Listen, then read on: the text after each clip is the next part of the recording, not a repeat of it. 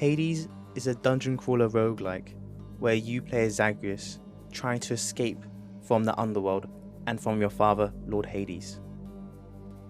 Hades was made by the indie studio Supergiant, who is famous for their other games, Bastion, Transistor, and Pyre. The soundtrack, sound design, and sound effects for Hades was made primarily by Darren Korb, with some arrangement help from Austin Wintory. Here's a few interesting points on the Hades audio before you really get into it. 1. The audio processing used. Of course, Hades uses reverb to put the voices of the voice actors into Tartarus, or the underworld, but the reverb is also used to make the voiceovers fit with the soundtrack and sound effects.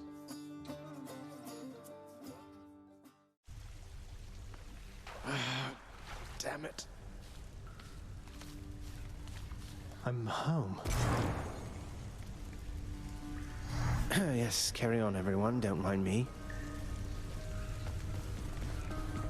Whoa! One last fact is how Hades has a soundtrack of 5 hours. This is probably due to the fact that it's a story-based roguelike, but also because it is a roguelike. Roguelikes tend to have a problem of keeping the game fresh and replayable, and the same can go for the music.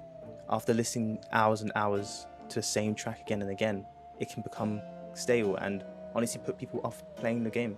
And this might be conjecture, but I believe Supergiant made such a long score to combat that problem. Well, let's talk about the soundtrack, or some of the non-diegetic audio. Many tracks in Hades can be split into 2 sections, the acoustic section and the metal section.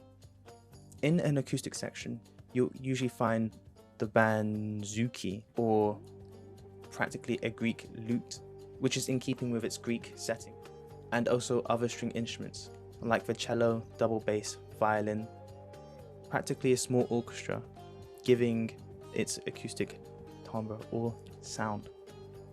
On the flip side, you also have the metal section, which usually introduces things like modern guitars, a full drum kit, as well as an electric piano and a more dense sound.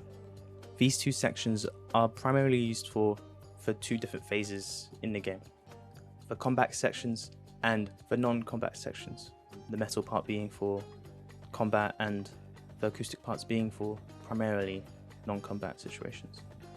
The duality tracks in Hades is there to combat the roguelike fatigue people get when they play roguelikes. I mean this by how roguelikes are meant to be played again and again, and they can sometimes go stale because of this, and that is the same with the music. Another thing Darren Korb does to combat that is by varying the amount of stems which are on or off during gameplay. So sometimes in acoustic sections of the game, the timpani and the cello sections of the track or stems would be off, but in other times it would be the violin and cello instead. But something else Darren Korb does to add continuity between the soundtrack and the game itself is by including the sound effects in the game in the soundtrack. This is best shown when you find chaos in Hades.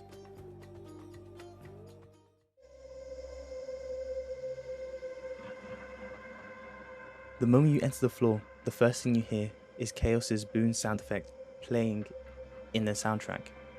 And then when you pick up the boon, that sound effect is then intensified in-game, of course, not in the actual score, but it's that link between the sound effects and the music which create so much immersion, or so much more immersion than you'd usually get in even AAA games. So all I need to do is sacrifice some of my life essence to go in here. I don't see why not. Who or what is that? This is not someone I recognize. So, in the name of Hades, hello? May I ask who's calling? The beings of our grown soft. Would you not agree? Have we met? Let's talk about some diegetic, or you could say is diegetic audio. In Hades, there are two musical characters, Orpheus and Eurydice. And for anyone who doesn't know, Orpheus and Eurydice are two characters from the legend Orpheus and Eurydice, where Orpheus is a masterful poet and musician who plays the lyre, and Eurydice is his lover. Every time you die in the game, you go back to the hub world, and sometimes when you die, you are able to hear Orpheus playing the track Lament of Orpheus, which is quite a thin and soulful track that uses mostly Orpheus's voice and the lyre in it. In terms of story, this is to fit the arc of how Orpheus semi-betrayed Eurydice, and because of that, he's lamenting or whatnot. Or the fact that he is not with Eurydice is why he's lamenting. This can also be said for the character Eurydice. For when you find her in the game, she is always singing the song Good Riddance, which is basically the canonical song for Hades. It could be said that the singing voices of Eurydice and Orpheus are both diegetic in the game, despite them sometimes not even being in the scene. This is because their voices are heard, or their singing voices are heard so much during the game, that they basically become the female and male voices of the underworld. This is referenced in the final track of the game, In the Blood, where Zagreus and Persephone go down the river Styx one final time.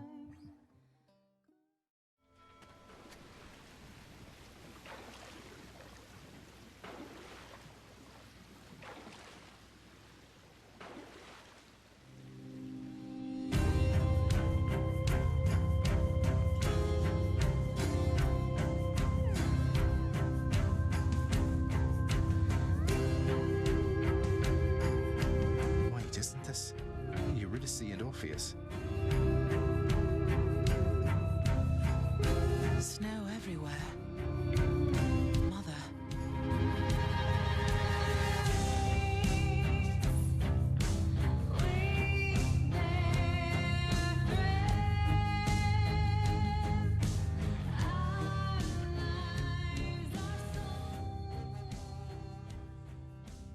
Another point on the ending credits, or the song for the ending credits, In the Blood, it takes both of the main singers from the game, Orpheus and Eurydice, as well as, if not the most recognizable sound in the game, the sound of death, which is coincidentally the first track on the soundtrack of Hades, called No Escape.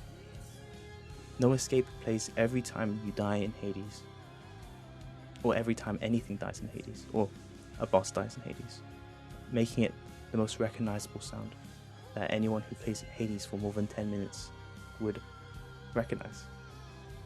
This creates an emotional journey, as the sound of death is being played, or is the main motif, or is the main motif in the final song, or canonically the final song of the game, showing that journey that the player and Zagreus has been on, getting to that point.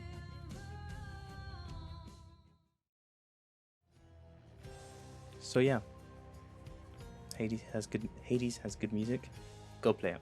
Thank you for listening.